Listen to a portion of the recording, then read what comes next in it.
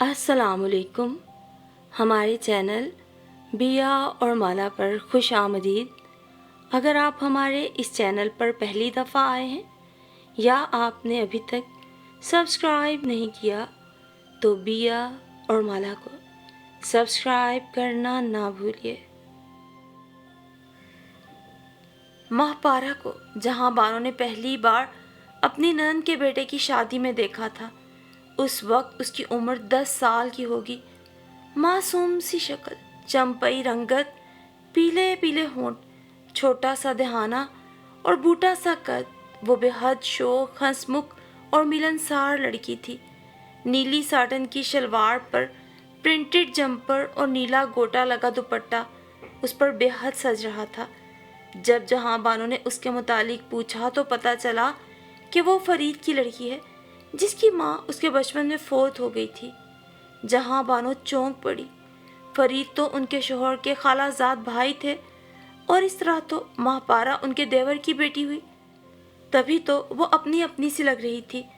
उसके बाद महापारा और फरीद का उनके यहाँ आना जाना शुरू हो गया और बहुत जल्द राजकुमारी सारा ने उसे अपनी दोस्त बना लिया। फासले कम होते गए और महापारा चंद दिनों में सबके दिलों में उतर गई। सारा की बेताबी किसी की नज़रों से छुपी न रह सकी। सारा का भी एक अलमिया था कि वो 8 भाइयों की इकलौती बहन थी, इसीलिए प्यार में सब उसे राजकुमारी कहा करते थे। घर भर में वो सबकी आंख का तारा थी। बिल्कुल शहजादियों की तरह उसका मान किया जाता। यही वजह थी कि वो महापारा के आने से खिल उठी। एक दिन फरीद और फैसल, जो कि जहां बानो के शोहर थे, सर जोड़े कमरे में जाने क्या सरगोशियां करते रहे। जब फरीद चले गए तो उन्होंने अपनी बीवी से इंकशाफ किया, बानो, मैंने महापारा को फरीद से मांग लिया है। अब मेरी एक नहीं 2 बेटियां हैं। जहां बानो गड़बड़ाकर शोहर का मुंह देखने लगी। हाँ हाँ, क्या हर्ज है, फैसल ने इसी खुशमिजाजी से कहा।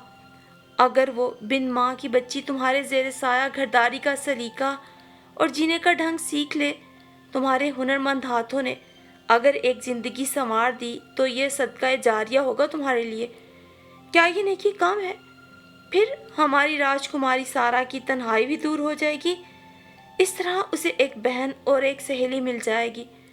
जहां बानो ने इत्मीनान की सांस ली और मुस्कुराकर बोली, मगर जब वो बड़ी हो जाएंगी तो उनके बाप आकर ले जाएंगे, ये भी सोचा आपने? नहीं, वो कभी नहीं जाएगी, हमेशा हमारे पास रहेगी। उन्होंने मानी खेज नज़रों से जहां बानो को देखा। मैंने फरीद से हर पहलू पे गुफ्तगू कर ली है। उन्होंने यहाँ तक कह दिया कि मैं स्टैम्प पेपर लिख देता हूँ कि महापारा फैसल की बेटी है, फरीद की नहीं। और जब सारा ने यह सुना कि महापारा अब यहाँ रहेगी, उसकी तो खुशी का कोई ठिकाना न था। फिर एक दिन फरीद महापारा को उनके यहाँ छोड़ गए। घर में रौनक हो गई, लेकिन जहाँ बानो की जिम्मेदारियाँ बढ़ गईं, उन्हें तो हर लम्हा ये ख्याल रहने लगा कि बिन माँ की बच्ची के साथ कोई ना इंसाफी ना हो जाए, जो हश्र के दिन उसकी माँ उनका दामन पकड़ ले। एक सा खाना, एक सा खर्च, एक सा कपड़ा, और कहीं जाना होता तो दोनों लड़कियां साथ जाती। कुछ दिनों बाद सबको इल्म हो गया कि खान साहब की एक नहीं 2 बेटियां हैं। लोगों का तजस्सुस बढ़ा कि आखिर इससे पहले दूसरी कहाँ थी। तो जहां बानो ने हंस के कहा, हजारा चली गई थी, इसकी चची ने गोद लिया था, उनका इंतकाल हो गया तो फिर से हमारे पास आ गई। उसके यहाँ आने के बाद रिश्तेदारों में भी खुलबली मच गई। हाय, गैर लड़की रख ली, हमारे बच्चों का तो जैसे कोई हक ही ना था। अरे दीदा दलेरी तो देखो, कहते हैं लोगों को कि हमारी एक नहीं 2 बेटियां हैं। आए, मुझे तो कुछ और ही चक्कर लगता है। ताई और ही उल्टे मायने निकालने लगती, बच्चों के मासूम बचपने को भी अपनी चालाक नज़रों से देखती। यकीनन फरीद ने फैसल के किसी बेटे के लिए ही चक्कर चलाया है। और यूं महापारा किसी भी महफिल में शरीक होती तो उनके ठाट बाट देख के सबकी निगाहें उठ जाती। मिलने जुलने वाले दाद देते कि चांद सूरज की जोड़ी है, और रिश्तेदार रश्क से मुंह बना लेते। बहरहाल महापारा ने भी अपनी मोहब्बत और खिदमत की वजह से घर के एक फर्द की हैसियत से सबके दिलों में मुकाम बना लिया। چھوٹے بھائی باجی باجی کہتے نہ تھکتے، وہ بھی ان پہ جان چھڑکتی تھی۔ گھر کے کاموں میں جہاں آرا اور سارا کا ہاتھ بٹاتی، اسکول جاتی اور خالی وقت میں سلائی بنتی، کڑھائی سیکھتی۔ دوسری طرف جہاں بانو نے بھی ماہپارا کی تربیت میں کوئی کسر نہ اٹھا رکھی۔ محفل میں اٹھنے بیٹھنے، بات کرنے کا طریقہ، گھرداری کا سلیقہ، آرائش خانہ اور زیبائش کے تمام کام سکھائے۔ ضرورت پڑتی تو اس پہ سختی بھی کی جاتی، جہاں بانو اسے احساس دلا کر بعد میں تلافی کا موقع بھی دے دیتی۔ حالانکہ ماہپارا کی پرورش نہایت اجڑ، گنوار اور جاہل لوگوں میں ہوئی تھی۔ ماہپارا کی ماں سنا ہے بڑی زبان کی تیز تھی۔ اسی پارا صرف طبیعت کی بنا پر شوہر نے انہیں 2 بار طلاق بھی دی تھی۔ آخر بہت سمجھانے کے بعد فرید نے صلح صفائی کر لی۔ اس طرح وہ دوبارہ سے فرید کے یہاں رہنے آ گئی۔ ماہپارا کا باپ فرید، جو خود بھی انتہائی ضدی اور جھگڑالو طبیعت کا تھا، بیوی پھر اس کا ساتھ کچھ سال ہی دے پائی۔ بیوی کے مرنے کے بعد وہ پنجاب کے گاؤں میں اپنے بھائی اور بھاوج کے ساتھ رہنے لگا۔ ان سے بنا بنی تو ماہپارا کو لے کے کراچی آ گیا۔ یہاں کبھی کسی دوست کے گھر تو کبھی کسی جاننے والے کے یہاں بچی سارا دن محلے کے آوارہ لڑکوں کے ساتھ کینچے، گلی ڈنڈا اور آنکھ مچولی کھیلتی اور اچھلتی پھرتی۔ نہ اسے کسی نے اٹھنے بیٹھنے کا سلیقہ سکھایا، نہ گھر میں رہنے کا ڈھنگ۔ باپ کو اتنی فرصت کہاں تھی؟ جب 4 دوست اکٹھے ہوتے، تاش کی بازی لگتی، ماہپارا کو بھی پارٹنر بنا لیا جاتا۔ بالآخر ہوتے ہواتے یہ خانم کے پاس رہنے لگے، جو ایک زمانے میں ان کی پڑوسن تھی۔ انہوں نے فرید کو بھائی بنایا ہوا تھا۔ خانم کے 4-5 چھوٹے بچے تھے۔ شوہر منہ اندھیرے کام پہ چلا جاتا، خانم کو بھی صبح سویرے اٹھ کے کام نمٹانے پڑتے۔ انہوں نے سوچا، چلو میرا کام ہلکا ہو جائے گا۔ یوں ماہپارا بچوں اور گھر کو سنبھالنے لگی۔ صبح سویرے اٹھتی، ناشتہ، کھانا، صفائی وغیرہ میں آدھا دن لگ جاتا۔ خانم آرا آرام سے لیٹی رہتی اور اسے ہدایات دیتی رہتی۔ فرید، جو 8ویں-10ویں دن بیٹی سے ملنے آتے، ڈھیروں پھل اور چیزیں لے آتے، جو خانم کے بچے چھین جھپٹ کے کھا لیتے۔ کچھ ماہانہ بھی خانم کے ہاتھ پہ رکھ دیتے۔ اس طرح جیسے تیسے 1 سال گزر گیا، اور پھر ایک شادی میں جہاں بانو کی ملاقات ماہپارا سے ہوئی، رشتہ داری نکل آئی۔ ماہپارا بھی دنیا کا چکر لگا کر پھر سے اپنوں میں آ گئی۔ یہ تو تھا ماہپارا کا تکلیف دہ ماضی اور اس کے ساتھ گزرے ہوئے حالات کا ذکر۔ جہاں بانو کا سلوک البتہ دونوں لڑکیوں کے ساتھ یکساں تھا۔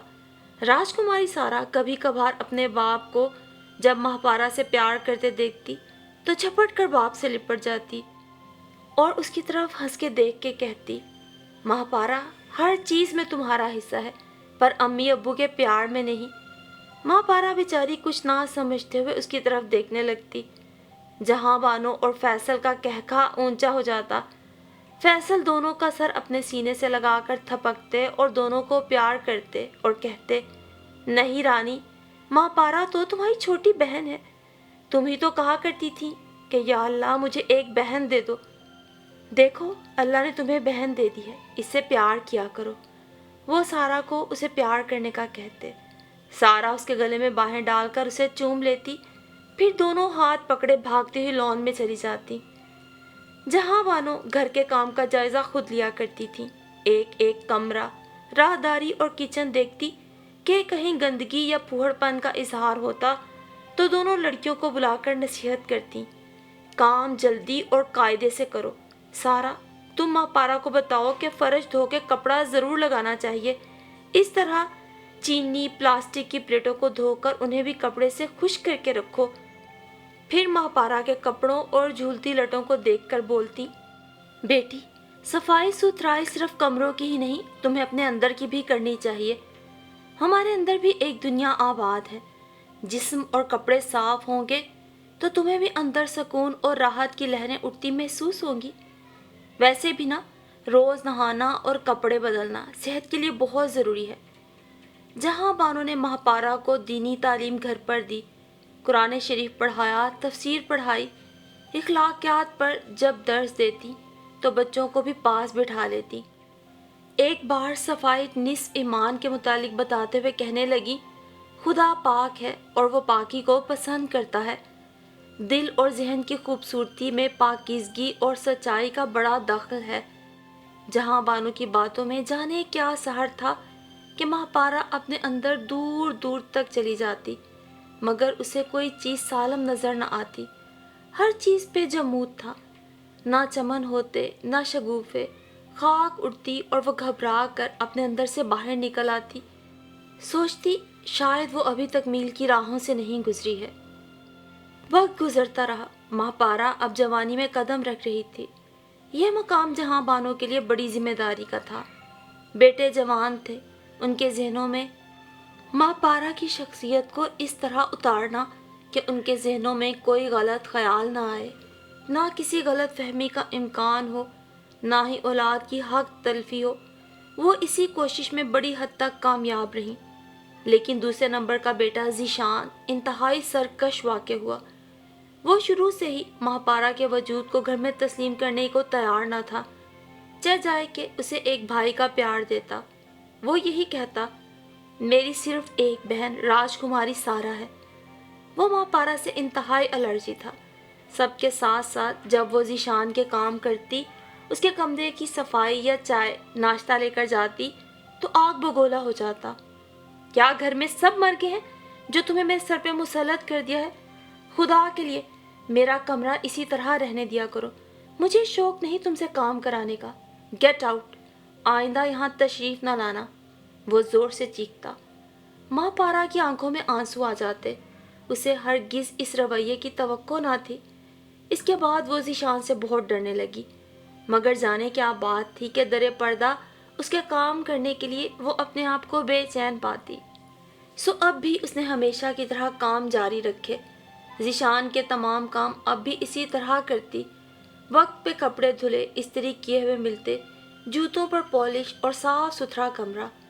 نہ جانے یہ لڑکی کس مٹی کی بنی ہوئی ہے، اس پر میری ڈانٹ کا کوئی اثر ہی نہیں ہوتا، وہ سوچتا۔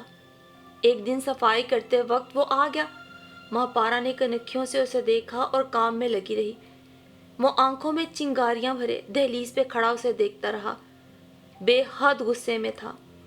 میری سمجھ میں نہیں آتا کہ تم کتنی ڈھیٹ ہو، میرے غصے اور بات کا تم نے کوئی نوٹس ہی نہیں لیا۔ جی ہاں، میں غصہ پروف لڑکی ہوں، سمجھے آپ؟ ماں پارا نے نگاہیں اٹھا کے اسے دیکھا اور میلے کپڑے سمیٹ کر تیزی سے اس کے پہلو سے نکلنے لگی تو ذیشان نے لپک کے اس کی چوٹی کھینچ لی۔ میری چوٹی چھوڑ دے، وہ مڑ کر بولی، پہلے یہ کپڑے رکھو۔ اس نے جھٹکا دے کے کہا، مجھے تمہاری مہربانیوں کی ضرورت نہیں اور آئندہ نا مجھ سے فری ہونے کی کوشش نہ کرنا۔ اس نے کپڑے چھین کر اندر اچھال دیے اور چوٹی کو ایک جھٹکے سے چھوڑ دیا۔ ماں پارا تکلیف سے چیخ اٹھی، دیکھیے مسٹر، یہ میری امی جان کا حکم تھا، ورنہ آپ میں نا کوئی سرخاب کے پر نہیں لگے۔ آپ کیا سمجھتے ہیں اپنے آپ کو؟ میں ابھی جا کر امی جان سے کہوں گی اور آئندہ کبھی قدم نہیں رکھوں گی یہاں۔ باپ رے باپ، لڑکی ہے یا مرچ؟ وہ مسکرا کے اسے جاتا دیکھتا رہا۔ تھوڑی دیر بعد اس کی طلبی ہو گئی۔ جہاں بانو نے اس کی طرف دیکھا اور نرم آواز میں بولی، یہ تم نے ماں پارا کو کام کرنے سے کیوں منع کیا؟ ذیشان کا سر گھوم گیا۔ تو شکایت پہنچ گئی۔ اسے خاموش دیکھ کر ماں نے پھر کہا، اب کیا میں اس گھر کے ہر فرد کے پیچھے ملازمہ لگاتی پھروں؟ تم لوگوں سے تو اتنا بھی نہیں ہوتا۔ اپنے کپڑے اور چیزوں کو کرینے سے رکھ دو، بستر جھاڑ دو، شیو کا برش سیفٹی واش بیسن میں اوندھی پڑی ہوتی ہے، کمرہ کسی کباڑیے کی دکان کا نقشہ پیش کرتا ہے۔ غضب خدا کا، یہ کوئی جینے کا ڈھنگ ہے؟ تمہیں تو اس کا شکر گزار ہونا چاہیے۔ چلو، وہ اب تمہارے کمرے میں نہیں جائے گی۔ اب اپنا کمرہ تم خود صاف کرو گے، کپڑے دھو گے، استری کرو گے، جوتے پالش کرو گے، چائے ناشتہ کمرے میں سب کے ساتھ مل کر کرو گے۔ ذیشان نے گھبرا کر جہاں بانو کی طرف دیکھا، جہاں ہلکی ہلکی مسکراہٹ لرز رہی تھی۔ پلیز امی، یہ سب کچھ مجھ سے نہیں ہوگا اور میرا یہ مقصد بھی نہیں تھا۔ پھر کیا مقصد تھا تمہارا؟ محض اسے ذلیل کرنا؟ اب کے جہاں بانو کو واقعی غصہ آ گیا۔ کسی کو حقیر نہ جانو، یہ خدا کا فرمان ہے، وہ ہمارے زیر سایہ ہے اور اسے محبت اور عزت دینا ہمارا فرض ہے۔ گھر کے باقی افراد کی طرح وہ بھی عزت کی حقدار ہے. جاؤ اور آئندہ میں اس قسم کی کوئی بات نہ سنوں. جی بہتر. ذیشان سر جھکائے باہر نکل گیا. اس دن کے بعد ذیشان کا رویہ ایک دم بدل گیا. باہر سے آتا اور کرسی پہ پاؤں پسار کے بیٹھ جاتا اور ماہ پارا کو آواز دیتا. جب وہ آتی تو اشارہ کرتا, جوتے اتار دو. وہ جوتے اتار کر نیچے کھسکا کے رکھ دیتی تو موزے اتارنے کے لیے کہتا. وہ بیچاری موزے بھی اتار دیتی تو کہتا کپڑے لاؤ. وہ کپڑے اٹھا کے لا دیتی تو کہتا میں منہ ہاتھ دھو کر آ رہا ہوں, میز پہ کھانا گرم ملے. باتھ روم میں چلا جاتا تو ماہ پارا مسکرا کے حکم کی تعمیل کرنے کچن میں چلی جاتی. صبح دفتر جاتے وقت کاموں کی لمبی چوڑی فہرست بنا کر اس کے ہاتھ میں تھما جاتا. یہ سارے کام میرے آنے سے پہلے پہلے انجام پانے چاہیے. جہاں ماہ پارا ذیشان کے اس بدلے ہوئے روپ سے خوش تھی, وہیں اسے ذرا سی کوتاہی پہ سخت باز پرس کے مرحلے سے بھی گزرنا پڑتا اور وہ سوچ میں پڑ جاتی. ذیشان کا لہجہ, آواز کی کرختگی, حکم کا انداز, کہیں سے بھی تو محبت, شائستگی اور صلح جوئی کا کوئی پہلو نہ نکلتا. تب اس کی پلکیں بھیگ جاتی اور دل دکھ سے بھر جاتا. کہیں وہ مجھ سے انتقام تو نہیں لے رہے. کئی بار اس نے سوچا میں ذیشان کا کوئی کام نہیں کروں گی, مگر بس یہ سوچ کے رہ جاتی کہ جہاں بانوں کی عدالت میں اپنے لیے صفائی کا کوئی موقع نہیں کھونا چاہتی تھی. اس طرح گھر کا سکون غارت ہو جائے گا اور پھر معلوم نہیں شانی کا رویہ کیسا ہو. اب تو شان سب کے سامنے ماہ پارا کو جھڑکنے لگا تھا اور وہ ہنستی رہتی. بڑے بھائی طالب کی شادی ہو گئی. گھر میں بھابھی کی موجودگی اور ذیشان کی چیخو پکار اسے نروس کرنے لگی. سارا اسے سمجھاتی بیوقوف نہ بنو, ذیشان بھیا دل کے برے نہیں, ان کے دل میں تمہاری بڑی قدر ہے. وہ تو محض تمہیں ستانے کے لیے ایسا کرتے ہیں, بس ذرا زبان ان کی تھوڑی سی کڑوی ہے. تو وہ مسکرا دیتی. سارا کی باتوں کا مفہوم سمجھ کر اس کے دل میں شگوفے پھوٹنے لگتے. گھر میں پھر راج کماری سارا کی شادی کی تیاریاں ہو رہی تھیں. فیصل اور طالب کا اصرار تھا ذیشان کی شادی بھی سارا کے ساتھ ہی کر دی جائے. ماہ پارا دیکھی بھالی لڑکی ہے, وہ ہمارے شان کے مزاج کو بھی خوب سمجھتی ہے. اسے بیٹی سے بہو بنا لیتے ہیں, وہ شان کو راہ پہ لے آئے گی. جہاں بانو سوچنے لگی ذیشان کا رویہ بڑا اکھڑ سا ہے. اس نے ہمیشہ اپنی مان مانی کی ہے. اگر میں نے اس کے ساتھ زبردستی کی تو معلوم نہیں کیا نتیجہ نکلے. ان کے دل نے بھی شوہر کی بات کی تائید کی کہ سارا کے بعد ماہ پارا ہی واحد ہستی ہے جو بچوں کو بہن اور ماں کا پیار دے سکتی ہے. مگر کچھ دنوں سے وہ دیکھ رہی تھی کہ ماہ پارا جھنجھلائی ہوئی رہتی ہے. وہ پہلے جیسی معصوم اور بے عذر نہیں لگتی. وہ کچھ گستاخ ہوتی جا رہی تھی اور اب تو ذیشان سے بھی زبان چلانے لگی تھی. کام میں پہلے جیسی تیزی نہ رہی. یہ صورتحال جہاں والوں کے لیے بڑی تکلیف دہ تھی. اس گھر اور بچوں کی خوشحالی کے لیے انہوں نے بڑی قربانی دی تھی. ان کا گھر ایسی جنت تھا جہاں بد نظمی بد ذہنی کا سایہ تک نہ پڑا تھا. کیا میں نے ماہ پارا کو گھر میں رکھ کے غلطی کی یا پھر اس کے ظرف اور خواہش سے زیادہ ملا اسے؟ وہ سہا نہ سکی اور چھلک پڑی. انہوں نے ایک دن ذیشان اور ماہ پارا کو ہنس ہنس کے باتیں کرتے دیکھ کر حیران ہوتے ہوئے سوچا یا خدا, یہ سب کیا ہے؟ ان لوگوں نے اپنے اوپر کیسا پردہ ڈال رکھا ہے.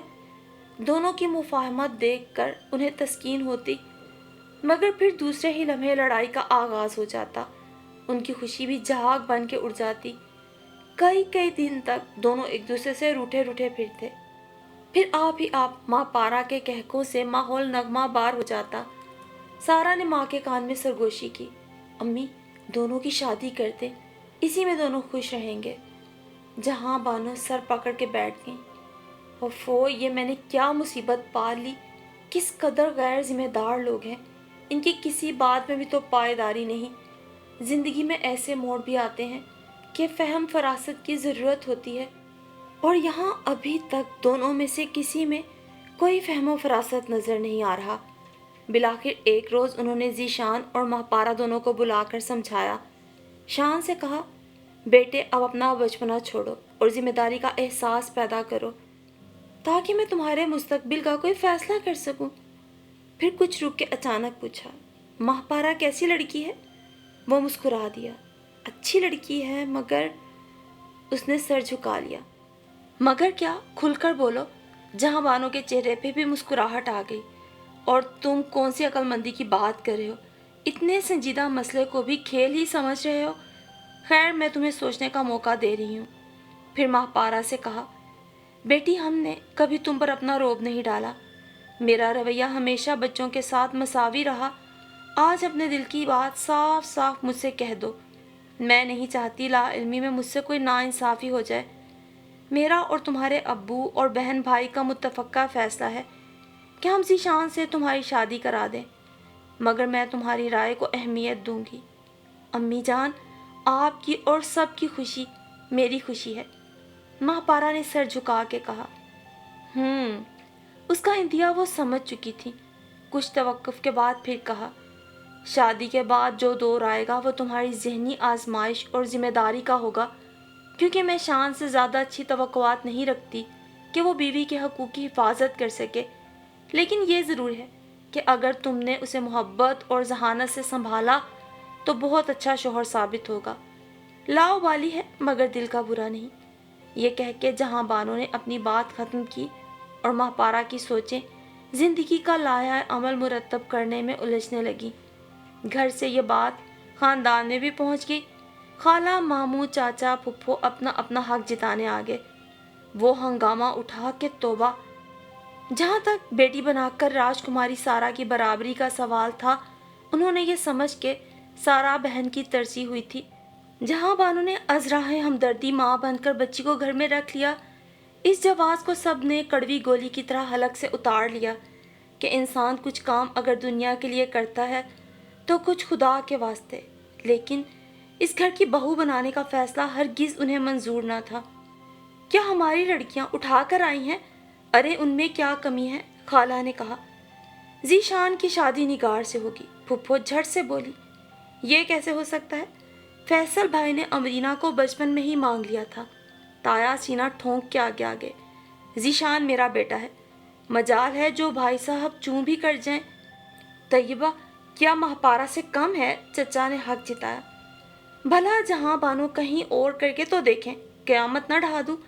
میں تو کب سے یہ بات دل میں لیے بیٹھا ہوں کہ جہانی خود آ کر میرے آصفہ کے لیے بات کریں، آخر وہ میری بہن ہے۔ ماموں نے حق جتایا۔ بڑے کمرے میں کانفرنس ہو رہی تھی اور تمام باتیں جہاں بانو کی سماعت سے گزر رہی تھی۔ ابھی وہ لوگ کسی فیصلے پہ نہیں پہنچے تھے۔ اندیشہ تھا کہیں آپس میں دست و گریباں نہ ہو جائے کہ جہاں بانو نے آ کر کہا، کھانا لگ گیا ہے۔ وہ لوگ بڑی سی میز کے ارد گرد کرسیوں پہ آ کے بیٹھ گئے۔ جہاں بانو اور بڑی بہو نے میزبانی کے فرائض انجام دیے۔ آج برسوں بعد سب لوگ اکٹھے ہوئے ہیں، اسی طرح صحیح آپ کو ہمارا خیال تو آیا۔ انہوں نے ڈونگا اٹھا کر اپنے ہاتھ سے سب کی پلیٹوں میں ڈالا اور سب نے بڑی میٹھی نظروں سے جہاں بانو کے شگفتہ چہرے کی طرف دیکھا۔ وہ اس طرح سب کو اپنی مسکراتی نگاہوں کے زاویے پہ رکھے ہوئے تھیں کہ سارے شکوے بھگ سے اڑ گئے۔ اب لوگ بڑھ چڑھ کر اپنی بیٹیوں کی خوبیاں گنوانے میں مصروف تھے۔ زبان بھی چل رہی تھی اور ہاتھ بھی۔ آخر میں کھانا کھاتے ان کی بیزاری بھی ختم ہو گئی اور سب جہاں بانو سے ہنس ہنس کے باتیں کر رہے تھے۔ پھپھو اور ماموں نے دبے دبے الفاظ میں جہاں بانو سے احتجاج کیا اور جواب میں وہ کھلکھلا کے ہنس پڑی۔ ارے نہیں بھائی، ایسی کوئی بات نہیں، سارا کی شادی کے بعد سوچیں گے۔ اور سب لوگ بڑے ہلکے پھلکے اور مطمئن سے چلے گئے۔ اب کیا ہوگا امی؟ سارا نے تشویش سے پوچھا۔ کچھ نہیں ہوگا بیٹا، ایسا تو ہونا تھا، آخر اپنا خون ہے، حق تو جتائیں گے۔ مگر نادان یہ نہیں سمجھتے کہ ہم خاندان کی بیٹیاں اپنے بیٹے کے لیے لائیں گے تو ہمارے گھر کا کیا بنے گا؟ مچھلی بازار بن جائے گا، ہر بہو اپنی بولی بولے گی، پھر رشتے اور مرتبے کون سمجھے گا؟ رہی صحیح مروت بھی ختم ہو جائے گی۔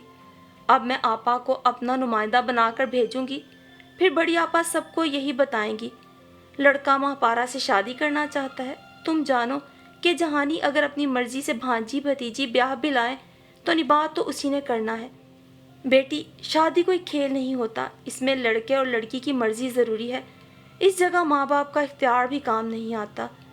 آپا نے خاندان والوں کے سامنے ایک عذر بیان کیا۔ اس کے جواب میں سب نے پھر ماہپارا کو ہی گود بھر بھر کر بددعائیں دے دے کے کوسا، بلکہ اس کی مری ہوئی ماں کو بھی نہ چھوڑا۔ کم بخت خود مر گئی، اپنی جائی کو ہم پہ مسلط کر دیا۔ اے بوا، شادی بیاہ زبردستی نہیں ہوتے، یہ سب قسمت کے کھیل ہیں۔ آپا نے سب کو سمجھانے کی کوشش کی۔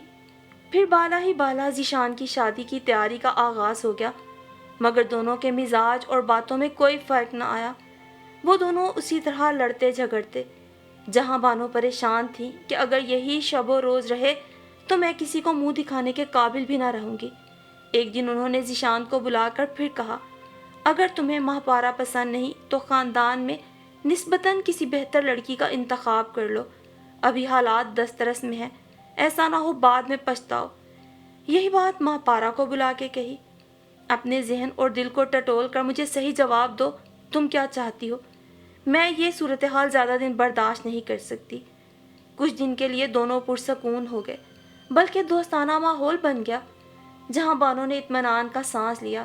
ایک دن اچانک کسی بات پر ذیشان کے چیخنے اور ماہپارا کے رونے کی آواز سن کر وہ کمرے میں گئیں۔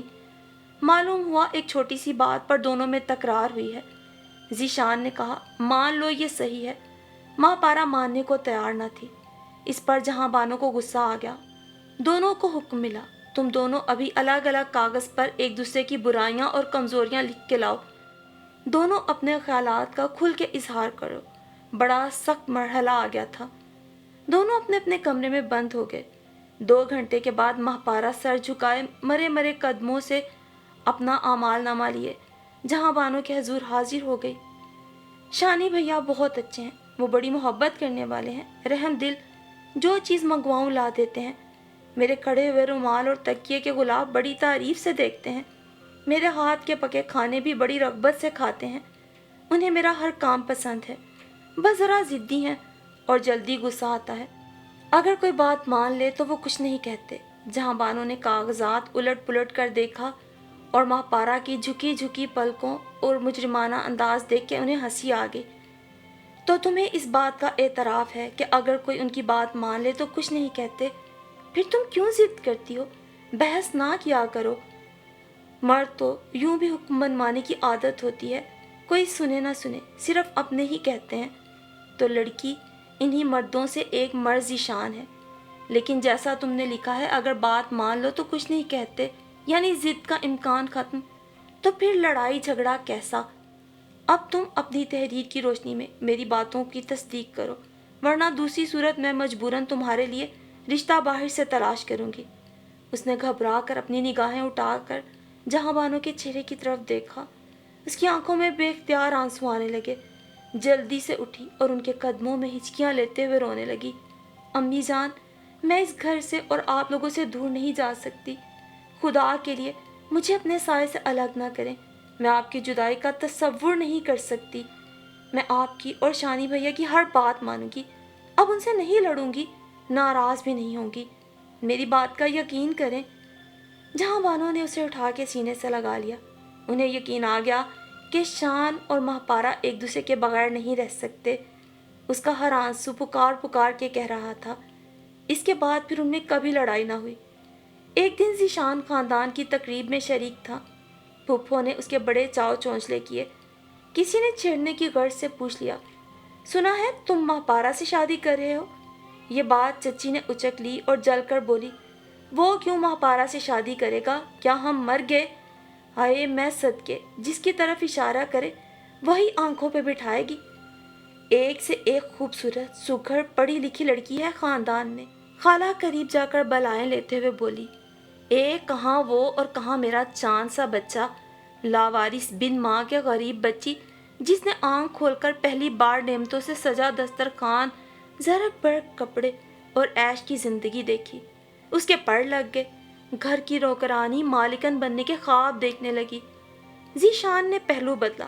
زبان کے کتنے نوکیلے وار تھے جو زخمی کر رہے تھے، سب اسے گھیرے بھانت بھانت کی بولیاں بول رہے تھے اور دبی دبی سرگوشیاں جاری تھیں۔ ماہپارا کی شان میں قصیدے پڑھے گئے۔ آخر میں مومانی نے بھرپور وار کیا، کون جانے فرید کی بیٹی ہے کہ کسی اور کا پاپ جو سیدھا جہاں بانو کی جھولی میں ڈال دیا گیا ہو۔ اتنے میں پھپھو نے کھیر کا پیالہ سامنے لا کے رکھ دیا اور پیار سے بولی، کھاؤ بیٹے، پستے اور کھوئے کی کھیر ہے۔ اس نے کھڑے ہو کے پھپھو کو دیکھا، پھر سب کی طرف دیکھ کے بولا، کونین کے بعد شکر اچھی نہیں لگتی، اور تیز تیز قدم اٹھاتا اپنی موٹر بائک سٹارٹ کرنے لگا۔ اس کے ذہن میں چیونٹیاں سی رینگ رہی تھیں۔ لوگ اپنے مفاد میں کتنی آسانی سے دوسرے کے سینے میں خنجر اتار دیتے ہیں۔ پھر دوسرے روز چچا الطاف کے ہاں بچوں کی کوئی تقریب تھی۔ خاندان کے سبھی لوگ شریک تھے۔ جہانی بیگم، ماہ پارہ اور سارہ گئی۔ اس واقعے کے بعد ذیشان نے خاندان والوں سے نہ ملنے کی قسم کھا لی۔ جہاں بانو اسی طرح ہنستی مسکراتی سب سے ملی، مگر ان کا رویہ وہی اجنبیت لیے ہوئے تھا۔ خصوصاً لڑکیوں نے سارہ اور ماہ پارہ کو بالکل لفٹ نہ کرائی۔ چچی فرزانہ البتہ ماہ پارہ اور سارہ سے بڑی محبت سے پیش آئیں، بلکہ انہیں مہمانوں کا پورا انتظام سونپ دیا۔ چائے اور کھانے کے وقت تمام لڑکیاں اپنے لباس کی آرائش اور میک اپ میں لگ گئیں، کوئی بالوں کا سٹائل بنانے لگی۔ فرزانہ گھبرائی جا رہی تھی کہ آج نوکرانی کو بھی بخار آ گیا۔ کچن کے سنک میں برتنوں کا ڈھیر لگا تھا۔ اب جا کر دیکھا تو ماں پارہ پائنچے چڑھائے برتن دھو رہی تھی اور سارا کپڑے سے خشک کر کے جالی میں رکھتی جا رہی تھی۔ انہیں بڑا پیار آیا۔ خدا نصیب اچھے کرے، کتنی اچھی لڑکیاں ہیں۔ پھر کھانے کا وقت آ گیا۔ اس وقت بھی 2-4 محلے کی لڑکیوں کے ساتھ وہی دونوں پیش تھیں۔ کھانے کے بعد بھی انہوں نے سب سنبھال لیا۔ فرزانہ چچی دونوں کی تعریفیں کرتے نہ تھکتی۔ لڑکیاں ہوں تو ماہ پارہ اور سارہ جیسی۔ بھائی خوب جہاں بانوں نے تربیت دی۔ ہماری بچیوں کو اس قابل سمجھا ہوتا تو ان سے بھی کام کہا ہوتا۔ خاندان کی بڑی بوڑھیاں بولنے لگی، بھی یہ تمہارا گھر تھا، غیر کی محفل نہ تھی۔ اگر لڑکیاں کام کرنے آ جاتی تو کوئی ان کا ہاتھ جھٹک نہ دیتا۔ انہیں کون سا بلایا تھا، خود ہی آ گئیں۔ اس دن اچھا بھلا جھگڑا ہوتے ہوتے رہ گیا اور ان کی نفرتوں کا نشانہ پھر ماہ پارہ ہی بنی۔ جہاں بانو نے بالکل خاموشی اختیار کر لی۔ سرد جنگ پورے خاندان سے جاری تھی۔ اب تو اس کے سوا کوئی چارہ نہ تھا کہ اعلانیہ ذیشان کی شادی کر دی جائے۔ جو ہونا ہے ایک دم ہو جائے۔ منافقت کا راستہ انہیں پسند نہ تھا۔ میری شادی میں خاندان کا کوئی فرد شریک نہیں ہوگا، ذیشان نے صاف صاف کہہ دیا۔ اچھا۔ جہاں بانو اس کی نادانی پہ مسکرا دی۔ بڑی مشکل سے گھر کی فضا معمول پر آئی۔ چہرے خوشی سے مسکرائے۔ شادی کے جوڑے سل رہے تھے، زیورات کا انتخاب ہو رہا تھا کہ ایک دن فرید نے دھماکہ کیا۔ بولے، میں ماں پارہ کو لینے آیا ہوں، اس کی نانی کی طبیعت خراب ہے، مرنے سے پہلے نواسی کو دیکھنا چاہتی ہے۔ جہاں بانو حیران رہ گئی۔ فرید، یہ موقع تو کسی طرح مناسب نہیں کہ ماہ پارہ وہاں جائے۔ میں تو اس کی شادی کی تاریخ لینے تمہارے پاس آنے والی تھی۔ کچھ دن اور ٹھہر جاؤ، خیر سے شادی کے بعد دونوں داماد اور بیٹی کو لے کر جانا اور نانی سے ملا دینا۔ انہوں نے سر جھکا کے کہا۔ وہ تو ٹھیک ہے بھابھی، لیکن اگر وہ مر گئیں تو زندگی بھر کے لیے بات بن جائے گی۔ ماہ پارہ کے ماموں اور خالہ تانے مار مار کے میرا جینا حرام کر دیں گے۔ آپ کو معلوم ہے سسرالی رشتے کتنے نازک ہوتے ہیں۔ میں نے خط لکھ دیا ہے کہ میں ماہ پارہ کو لے کے آ رہا ہوں۔ بس 1 ہفتہ لگے گا مجھے آنے جانے میں۔ میں اس کے بعد آپ جیسا چاہیں گی ویسا ہی کروں گا۔ برائے مہربانی آپ میری بات نہ چھوٹی کریں۔ وہ خاموش ہو گئیں اور فیصل کے آنے کا انتظار کرنے لگی۔ گھر میں چہم و گوئیاں ہونے لگی۔ سارہ اور ذیشان کو ماہ پارہ کے جانے پہ سخت اعتراض تھا۔ امی سے نہ بھیجیں، یہ سارہ اور شانی کی خواہش تھی، مگر دوسری طرف ماہ پارہ ماموں اور نانی سے ملنے کے لیے بے تاب نظر آنے لگی کہ جہاں بانو کو اجازت دینا پڑی۔ امی جان، میں بہت جلد آؤں گی، آپ کو انتظار نہیں کرنا پڑے گا۔ شانی اسے اس قدر خوش دیکھ کر غصے میں پھٹ پڑا اور مزاج کی ساری تلخی الفاظ میں سمٹ آئی۔ اس سے پہلے تمہارے ماموں اور نانی کہاں مر گئے تھے جب تم در در بھٹک رہی تھی؟ نہ پیٹ بھر کھانا، نہ کپڑا، نہ رہنے کو چھت۔ اس وقت کیوں نہ تمہاری نانی نے بلوا کر تمہیں اپنے پاس رکھ لیا؟ امی، مجھے یہ کچھ گڑبڑ معلوم ہوتی ہے۔ ماہ پارہ کو یہاں سے جانے کی بالکل اجازت نہ دے۔ ذیشان اپنی ماں سے بس یہی کہہ سکتا تھا۔ نہیں بیٹا، ایسے نہیں کہتے، نہ جانے حالات کیا ہوں۔ بہرحال اس کو سر دست روکنے کا کوئی جواز نہیں۔ جہاں بانو نے ضروری سامان سمیت اسے باپ کے ساتھ رخصت کر دیا۔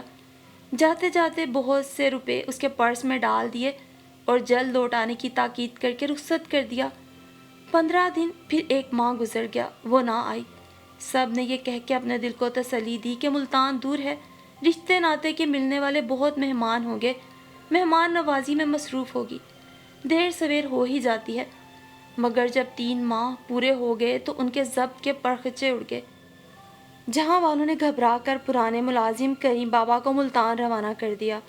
ज़ीशान अलग परेशान था, उसे कुछ समझ ना आती, गिन गिन के दिन गुजार रहा था।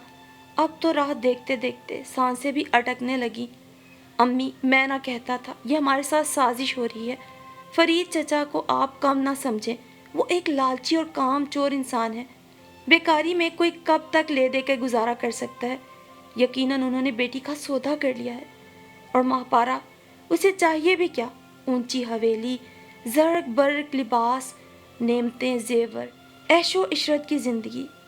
वो बिक गई अम्मी, वो बिक गई, अब वो नहीं आएगी। वो अपने सीने पे हाथ रख के दोहरा हो गया। घर वाले दौड़े, माँ अपने हवास खो बैठी। बाप आया और डॉक्टर को लाया। वो बेहोश हो चुका था। डॉक्टर ने कहा, इन्हें कोई अचानक सदमा पहुंचा है, घबराने की बात नहीं, ठीक हो जाएंगे। माँ बाप ने कभी ज़ीशान को इतना चुप और संजीदा ना देखा। आज उन्हें एहसास हुआ कि उनका लाउबाली और खुश दिखने वाला बेटा अंदर से कितना जज्बाती है। वो तो महापारा के बगैर मर जाएगा।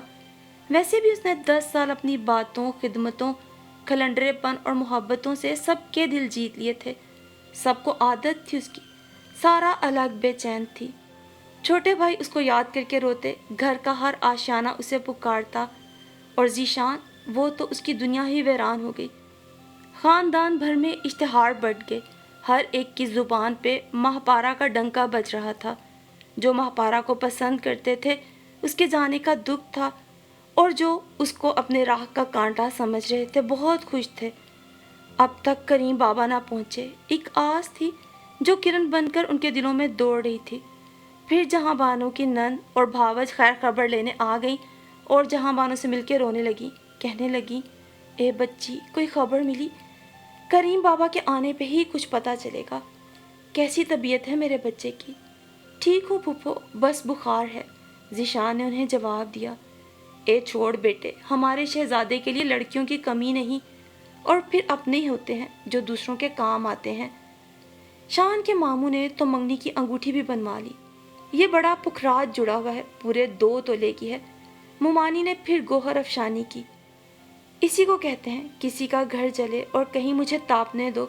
ज़ीशान ने आंखें तो बंद कर ली थी, मगर कान बंद न कर सका। वो सब सुन रहा था, उसके अंदर आंसू गिर रहे थे। काश महापारा, तुम इन नामेहरबान लोगों के साथ ना गई होती। गई थी तो जल्द वापस आ जाती, या ना आने की वजह ही लिख देती।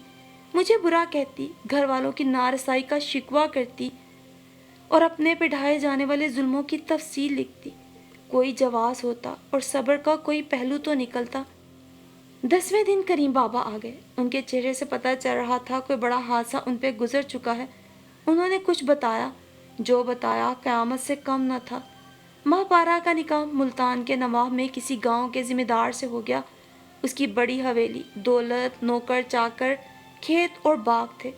करीम बाबा बड़ी मुश्किल से महापारा से मिल सके। वो उनसे लिपट कर बेतहाशा रोई। जब मैं यहाँ आई तो इनकी साजिश का पोल खुल गया। इन्होंने पहले से मेरी शादी का पूरा प्लान बना लिया था। रिश्ता भी तय कर चुके थे। निकाह के लिए लोग इकट्ठे हुए तो मैंने चीख चीख के घर सर पे उठा लिया। अब्बू ने मुझे 2-3 थप्पड़ मारे और मुझे कोठड़ी में बंद कर दिया। मैंने अपना सर दीवारों से टुकड़ा टुकड़ा के लहूलुहान कर लिया, मगर किसी को मुझ पे तरस ना आया। फिर मैं बेहोश हो गई। जब होश आया तो दुल्हन बनी हवेली में थी। कैसा निकाह, कैसी रुखसती, मुझे कुछ खबर नहीं। मैं क्या करती? मुझे इन जालिमों ने अपने नरगे में ले लिया। कोई छुरा घोंपने की धमकी देता, कोई गोली मारने की। मैंने बहुत कोशिश की कि ये मुझे मार ही डाले, मगर इस पे भी कोई राज़ी ना हुआ। मौत और ज़िंदगी के दरमियान में मुझे मुअल्लक कर दिया गया था। मैं ना मरती ना जीती हूँ। बाबा, आप अम्मी जान से और ज़ीशान से मेरी तरफ से हाथ जोड़ के माफ़ी मांग लीजिएगा और कहिएगा, महापारा बेवफा नहीं। वो बाप और अपने मामू की इज्जत के लिए दाव पे लग गई। इसके सिवा कोई चारा नहीं बाबा, क्योंकि अब्बू ने ज़िम्मेदार से 50,000 का सौदा किया था। بابا انہوں نے مجھے بیچ دیا۔ ذیشان کی محبت، امی کا پیار، وفا اور اعتماد بیچ دیا۔ وہ چیخیں مارتی لرزتی رہی تھی۔ مجھ سے اس کا رونا دیکھا نہ گیا۔ اسے پیار کیا، تسلی دی اور کہا بیٹا مقدر اسی کا نام ہے شاید۔ وہ آتے وقت میرا دامن پکڑ کے بولی کریم بابا ذیشان سے کہنا میں بے وفا نہیں۔ کریم بابا کے ساتھ سب کی آنکھیں آنسوؤں سے لبریز تھی۔ جہاں بانوں کی جنت، سکون کا گہوارہ، ان کے بچے اور ان کی خوشیاں، سب خاندانی مفاد اور رشتہ داروں کی سازش کی بھینٹ چڑھ گئی تھیں۔ ماں نے بڑے پیار سے ذیشان کو سمجھانے کی کوشش کی، بیٹے کچھ چیزیں ہمارے لیے نہیں ہوتی مگر ہم ان پہ اپنا حق سمجھتے ہیں۔ یہ ہماری غلطی نہیں، بشریت کا تقاضا ہے اور لوح محفوظ کا وہ فیصلہ ہے جو ہماری تقدیروں میں لکھ دیا جاتا ہے۔ ہم اس سے روگردانی نہیں کر سکتے۔ ماہ پارا پرائی امانت تھی، ہم نے اسے ادھار لیا تھا۔ اگر ہماری ہوتی کون ہم سے چھین لے جاتا؟ اپنے آپ کو سنبھالو بیٹے اور اسے معاف کر دو۔ اس سے بدگمان نہ ہو بیٹا، اپنے دل کو صاف کر لو کہ وہ بے وفا نہیں بلکہ مجبور ہو گئی تھی۔